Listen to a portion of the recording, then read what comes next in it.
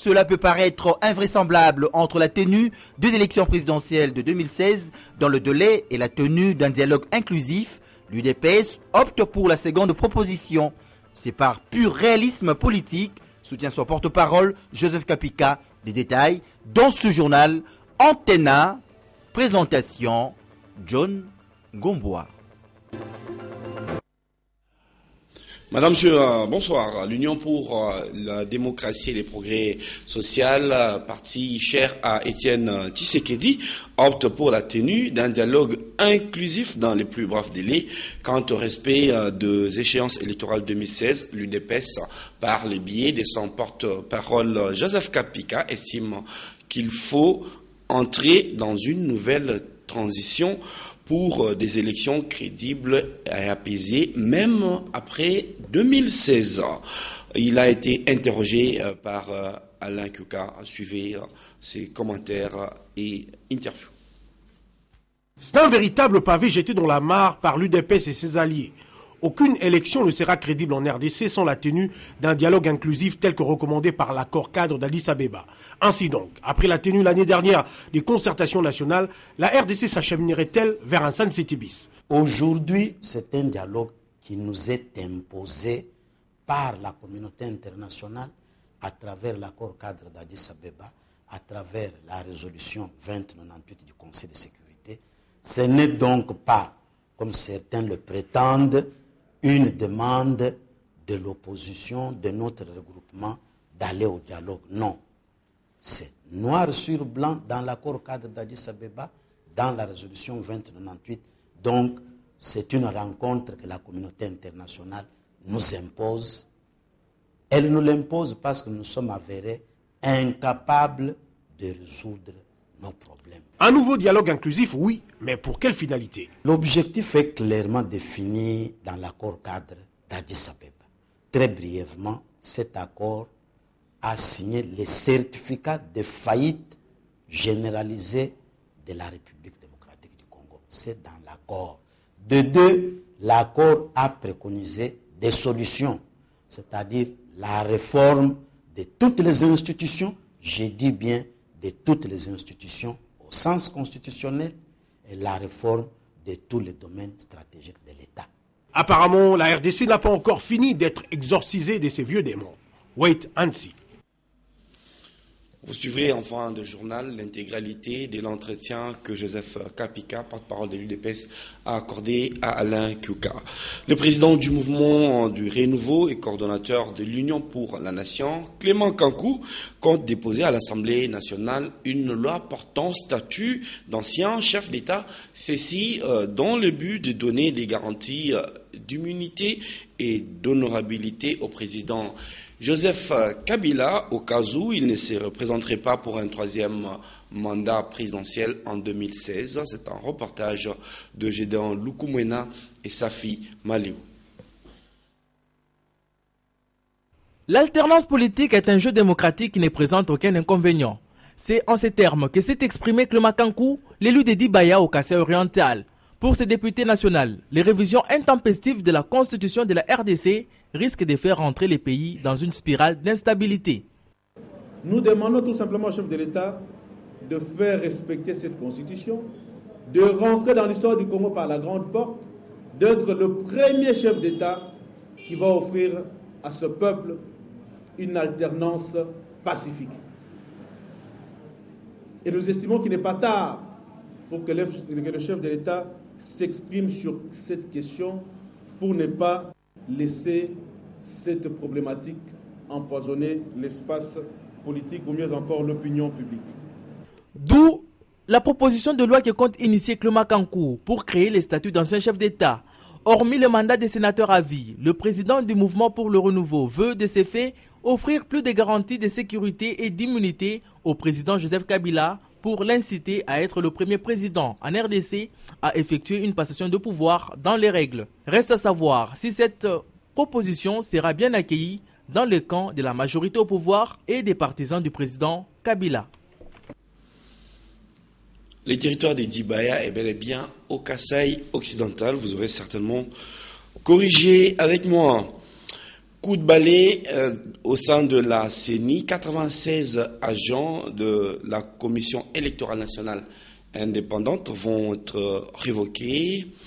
Qu'en était-il de l'incendie du bâtiment de la CENI Kinshasa, et qu'est-ce qui se passe au sujet de la fiabilisation du fichier électoral? Autant de sujets sur lesquels le rapporteur de la CENI est revenu aujourd'hui avec la presse. C'est un reportage de Eric Izami, Patrick Borel-Mukendi et Mathieu Ngadipovi. La Commission électorale nationale indépendante poursuit les activités des collègues des données sur la fiabilisation du fichier électoral et la stabilisation des cartographies opérationnelles sur l'ensemble du territoire national. Le rapporteur de la CENI en a rappelé les objectifs. Les préposés qui sont déployés à travers l'ensemble de notre pays pour chercher à corriger les erreurs de la fois passée en termes de distance à parcourir par les électeurs pour voter, l'absence de sites de vote dans certains groupements ou dans certaines communes, le prélèvement de données géospatiales. Jean-Pierre Kalamba est revenu sur l'incendie qui a récemment endommagé certains locaux de la CENI à Kinshasa. Cette origine accidentelle suite à une surcharge au retour du courant. Le rapporteur de la CENI a en outre fixé l'opinion sur la révocation des 96 agents de cette institution d'appui à la démocratie. Cette opération-là n'est pas terminée. Nous passerons maintenant à la vague de ceux que nous pourrons licencier suivant la gravité de leurs fautes, jusqu'à ceux qui auront des sanctions administratives classiques.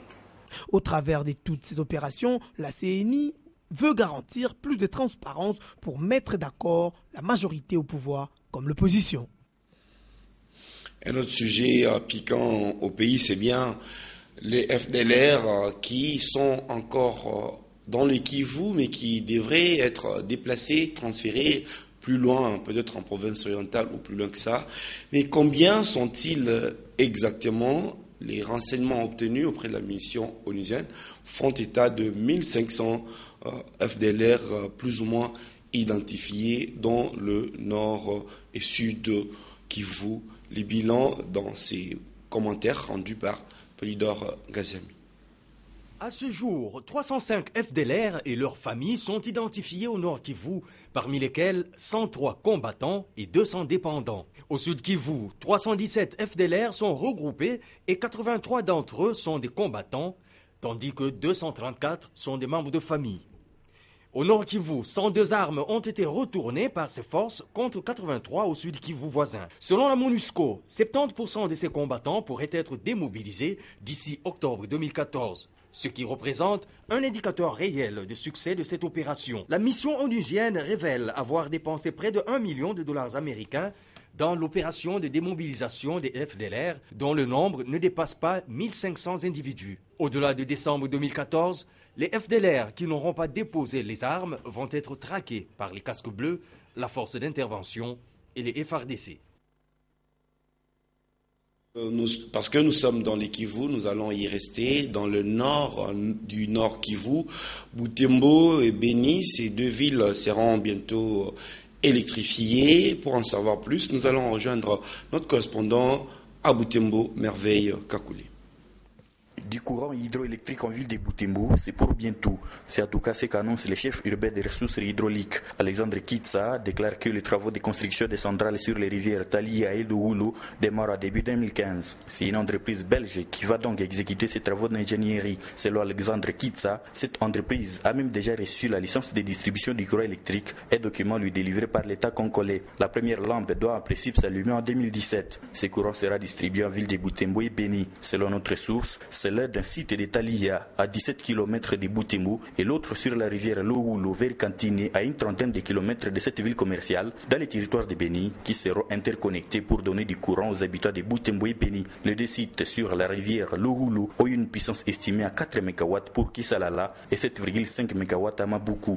Pour la rivière Talihia, la puissance estimée est de 20 MW pour les premiers sites et 15 MW pour les seconds. Mais pour chacune des rivières, seul un site sera exploité, ce qui pourra produire du courant pouvant couvrir difficilement les besoins en énergie électrique de la seule ville de Beni, 27,76 MW en 2011. La ville de Butembo, elle, avec près d'1 million d'habitants, voulait 47,48 MW en 2011. Cette demande sera chiffrée à 62,73 MW en 2020. Merveille Kakule sali beaucoup.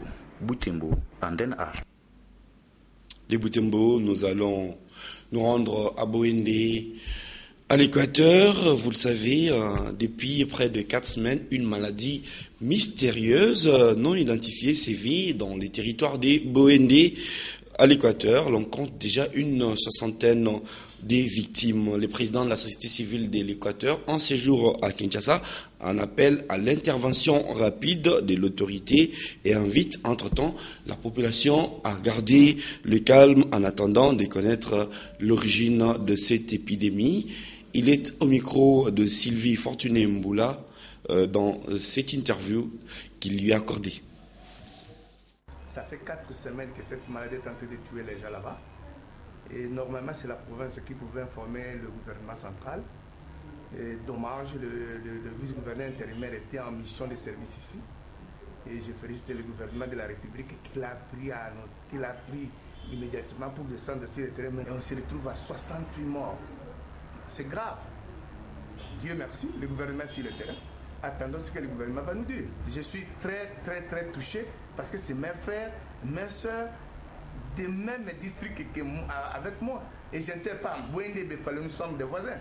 Et ça peut quitter Boende pour arriver à Befale. Et moi aussi, je vais déplorer. Et quel message vous lancez à la population qui vous suit en ces moments? Que la population fasse confiance au gouvernement de la République, qui est aussitôt appris et ils ont descendu sur le terrain. Alors, qu'ils fassent confiance au chef de l'État et au chef du gouvernement et au ministère de la Santé. En tout cas, s'il faut des médecins pour venir au secours de la population des Boende, il y en a bien au Katanga et certainement à travers toute la République démocratique du Congo. 284 médecins ont prêté serment ce jeudi à Lubumbashi, au Katanga. Ces derniers l'ont fait devant le ministre des tutelles, le ministre provincial, le docteur Nzoloko. Plus de détails avec notre correspondant à Lubumbashi, Marcel Kazanga. Je prends l'engagement solennel de consacrer ma vie au service de l'humanité. Au total, 284 médecins ont prêté le mercredi 20 août 2014 le serment d'Hippocrate en présence du ministre provincial de la Santé, des membres du bureau national de l'ordre des médecins et ceux du bureau provincial. Prenant la parole, le docteur Augustin Lunganjoloko, ministre provincial de la Santé, a promis aux nouvelles unités de faire toujours confiance en l'État congolais car plusieurs efforts sont fournis pour leur offrir un paisible travail. L'État s'efforcera quant à lui à trouver des moyens pour vous offrir des conditions acceptables de travail afin d'annihiler la fuite des cerveaux que vous constituez, car la grande richesse d'un pays est avant tout la qualité des cerveaux qui le regorgent et non les potentialités des richesses découvertes ou à découvrir dans les sols et sous-sols. Puis, le président de l'ordre des médecins du Katanga, le docteur Pablo Ngwej, les a invités à faire preuve d'une conscience professionnelle, comme le serment le recommande. Chers amis, pour que la coopération soit réellement prolifique, la qualité des impétrants doit être au-dessus de nos pointures. Et cette qualité passe par l'intégration et l'intériorisation du serment d'Hippocrate que vous vous apprêtez de prêter. Puis s'en suivra la prestation des serments en présence des parents, des anciens docteurs, des professeurs de l'université et assistants des universités. Depuis Lubumbashi, Marcel Kazanga, Antenne A Télévision. Rentrée scolaire, la rentrée scolaire c'est pour dans 2 semaines. Notre équipe de reportage est allée à Kinshasa pour vérifier ce que coûte la trousse scolaire pour un élève moyen dans la capitale. Combien faut-il débourser pour envoyer son enfant à l'école? Eh bien, c'est ce que vont nous dire Lucie Mamba et Patricia Bassois dans ce reportage. Le coût moyen de la trousse scolaire revient à 92 000 francs, sans compter les livres, la tenue de sport et autres accessoires. La boîte mathématicale est à 1 300 francs, le sac à 27 000 francs congolais et les chaussures plus ou moins 37 000 francs. Certains parents s'y plaignent du fait que la trousse scolaire a légèrement augmenté par rapport à l'année dernière. D'autres proposent carrément le report de la rentrée scolaire pour leur permettre de mieux s'acquitter de leurs obligations. D'autres encore estiment que les frais de fourniture scolaire devaient être fixés en concertation avec le comité des parents. Quoi qu'il en soit, le vin est déjà tiré, il faut le boire. Étant donné que la date de la rentrée des classes est déjà fixée au 8 septembre, les parents n'ont plus d'autre choix que de préparer la rentrée, même avec des moyens de bord. Le 8 septembre, ça sera aussi une date fatidique, une date butoir, j'allais dire, pour la plupart des écoles dont les bâtiments sont en réfection. Vous le savez, hier, le Premier ministre avait instruit expressément les ministres de l'enseignement primaire, secondaire et professionnel pour qu'ils puissent accélérer ces travaux.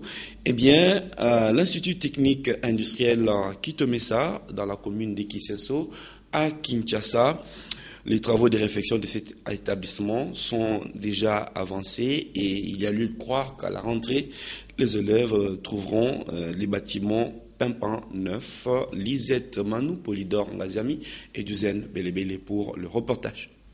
La rentrée scolaire, c'est dans moins de 3 semaines. Pour le personnel administratif des écoles, le travail a déjà commencé car il faut se préparer à accueillir les élèves. Nous sommes là pour répondre présent à l'appel du calendrier scolaire édicté par le ministère qui exige que le personnel administratif reprenne les services aujourd'hui. À l'Institut technique industriel Kitomesa, dans la commune de Kisenso, les travaux s'effectuent déjà en vue de donner un nouvel éclat à ce cadre d'enseignement. En cette période, nous sommes en train de réfléchir comment nous allons recevoir les enfants, raison pour laquelle nous sommes en train de redonner un coup de peinture sur nos portes et pourquoi pas même sur nos pierres, nettoyer toutes les salles, voir là où il faut des bancs, donc rendre l'école accessible à nos élèves. Belle initiative, mais le numéro 1 de l'ITI Kitomesa demeure cependant préoccupé par l'état de l'atelier mécanique dont le toit a été endommagé par la foudre et qui demande une intervention de grande envergure. Les subsides, les frais de fonctionnement de cette école ne viennent que de ce que les parents versent, alors que d'autres écoles reçoivent le financement des coopérations. Donc notre difficulté ici est que depuis plus de 17 ans, la toiture de l'atelier électricité a été visitée par un coup de foudre qui l'a détruit en partie. Nous attendons parce que le gouvernement avait ciblé l'ITI Kitomesa comme école à réfectionner dans son plan de construction et de réfectionnement des écoles. Nous gardons encore confiance, nous avons foi que les autorités y penseront. Nonobstant cette situation, le préfet Makaba demeure optimiste et réitère son engagement à fournir une éducation de qualité aux élèves de son institut. Nous allons partir pour le Bas-Congo, à Matadi précisément, où les accidents des motos-taxis se multiplient. Il a donc fallu que le ministre provincial des Transports, Voies des Communications et Cohésion provincial Bob Bavidi convoque le moto-taximan pour une réunion de conscientisation dont nous fait part notre correspondant à Matadi, Daniel Nkadi, qui est joint au téléphone par Natacha Bomongo. Maître Bob Bavidi s'est voulu rassurant sur les mesures que son ministère a prises au début de cette année relatives à la bonne marche du secteur des transports et des communications dont il a charge de diriger. D'où l'organisation ce jour d'un entretien avec les motocyclistes et les propriétaires de motos de la ville de Matadi au terrain d'Amar. Le but de cette réunion était de sensibiliser les conducteurs de motos sur le bien fondé de se recycler sur la conduite de cet engin, d'autre part de se conformer aux prescrits des règlements ayant trait au port des casques, à la possession de documents les autorisant de rouler sur la voie publique, et l'interdiction formelle aux mineurs de conduire les motos. Le ministre leur a fait comprendre que les mesures et règlements et les autorités compétentes prennent ne les sont pas pour les tracasser outre mesure, c'est plutôt pour leur propre sécurité et surtout a-t-il renchéri pour diminuer le taux des accidents de circulation. Notons qu'au deuxième trimestre de cette année, l'on a enregistré 475 accidents, dont 98 morts sur toute la province du Bas-Congo. Parmi les causes qui ont occasionné cela, il y a l'emprise au volant, l'excès de vitesse, la non-connaissance des codes de la route notamment. Il s'en est suivi un dialogue franc et démocratique entre les ministres, les motocyclistes et les propriétaires des motos présents sur le lieu. Maître Bobagouidi, au nom de la cohésion provinciale, a pris en compte toutes les doléances de ses interlocuteurs et a promis de répondre positivement à leurs préoccupations qui se résument, somme toute, à la révision des prix des documents qu'ils doivent impérativement avoir. Daniel Kadi, Matadi, Antenne A. On va parler sport, le mixte martial art. MMA est une discipline sportive des combats qui existe en République démocratique du Congo. La particularité de cette discipline, c'est parce qu'elle se pratique dans une cage le 6 novembre de cette année. Manosa Christophe Judoboy de la RDC affrontera Steve Wu de la République sud-africaine en finale de la ceinture africaine de MMA. Les détails sur la préparation de cet athlète de Kinshasa dans ce reportage de Ndaye Ilambwechi et Damien Maungu. En prélude du combat des cages des ceintures africaines en sport de combat mixte, martial, art, MMA, prévu le 6 novembre 2014 prochain à Cape Town, en Afrique du Sud, le Congolais démocrate Christophe Massosa, alias Judoboy, va affronter le Sud-Africain. Certes, pour être en forme et faire bonne figure à ce rendez-vous continental de combat des cages, l'athlète Judoboy se prépare intensement avec détermination à Kinshasa. Il lance un appel pressant aux autorités sportives et politiques de lui faciliter l'obtention d'un passeport de service. Je tiens à demander une aide, un soutien auprès de notre ministre, le ministre des Sports. C'est juste pour un souci. Et on veut être reconnu comme athlète à l'extérieur du pays. J'ai vraiment besoin d'un passeport valide afin que je puisse atteindre mes objectifs. Maître Baïgon Obotoubé, qui connaît l'importance des ceintures africaines de MMA pour avoir combattu dans la cage, implore les décideurs politiques de participer à la préparation de cet athlète qui va défendre la couleur nationale. Je tiens à vous remercier, Chris. Ça c'est un. Et je crois, toi, que tu vas accrocher cette ceinture. Parce qu'au jour d'aujourd'hui, moi je suis parti là-bas combattre. 3e édition. Aujourd'hui, nous sommes dans 30 quelques. Soutenir cette jeunesse. Comme il est venu pour le passeport service, ça ne coûte rien. C'est gratis. Qu'on puisse lui côtoyer ce passeport pour qu'il représente le pays valablement. Affaire à suivre. On va à présent lire la presse parue ce jeudi à Kinshasa dans une sélection et commentaire de Patricia Molengo Molikuni.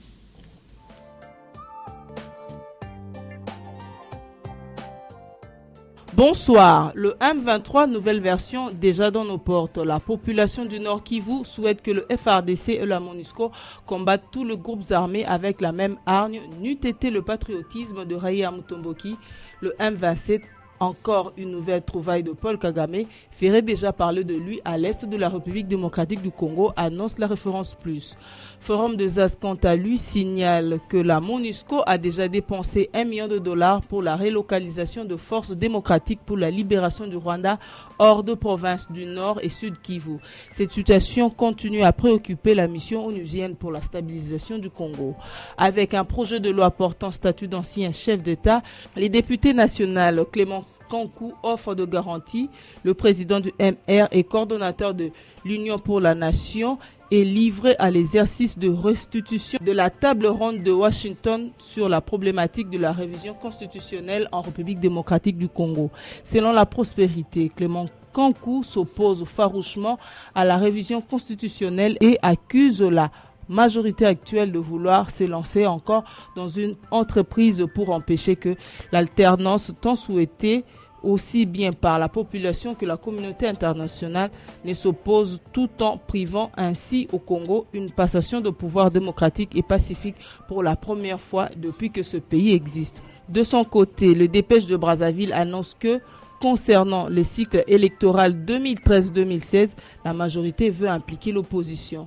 Dans une récente intervention médiatique, le président de l'Assemblée nationale, Aubin Minakou, a partagé le souci de son regroupement politique de faire participer l'opposition dans toutes les décisions importantes ainsi qu'au sein du gouvernement de cohésion nationale. Aubin Minakou a laissé entendre que l'intérêt pour le chef de l'État d'associer une partie de l'opposition, celle ayant participé aux concertations nationales dans la gestion des affaires de l'État, demeure entier. Les dépêches de Brazzaville nous renseignent également de l'ouverture de la première revue conjointe du plan intérimaire de l'éducation. Au cours de ces assises, les différents acteurs intervenant dans le secteur de l'éducation vont réfléchir sur le redressement de ce secteur à travers la première revue conjointe du plan intérimaire de l'éducation. L'objectif à mi-parcours du plan intérimaire de l'éducation est d'évaluer la performance dans la mise en œuvre du plan en appréciant le progrès et défis sur certaines réformes stratégiques au regard des objectifs d'accès équitable, de qualité des enseignements et apprentissage et de la bonne gouvernance du système éducatif. Terminons avec le phare qui fait savoir qu'une maladie mystérieuse frappe la ville de Boendé. Le ministre de la Santé et le gouverneur intérimaire de l'Équateur sont dépêchés d'urgence sur place. La mystérieuse maladie touche particulièrement les localités de Bolia et de Huachi, situées à environ 14 km de Boendé Centre. En croire un bilan partiel enregistré dans ces deux entités, 3 personnes sont décédées après avoir souffert dans un délai très court. Il s'agit d'un médecin et de 2 paramédicaux œuvrant dans un hôpital de la place. C'est tout pour ce soir. Bonsoir. Alors, comme promis en ouverture, nous allons vous proposer l'intégralité de l'entretien que Joseph Kapika, porte-parole de l'UDPS, a accordé à Alain Kuka sur la position de ces partis politiques face aux enjeux politiques de l'heure. Monsieur Joseph Kapika, bonjour. Bonjour. Vous êtes le porte-parole de l'UDPS, parti cher à Étienne Tshisekedi. D'abord, comment se porte aujourd'hui votre président national, monsieur Étienne Tshisekedi? Le président se porte très bien, contrairement à tout ce qu'on a fait comme tapage autour de son état de santé. Il est parti en Belgique samedi passé. Il a subi tous les examens utiles nécessaires le lundi. Il a retiré les résultats le mardi.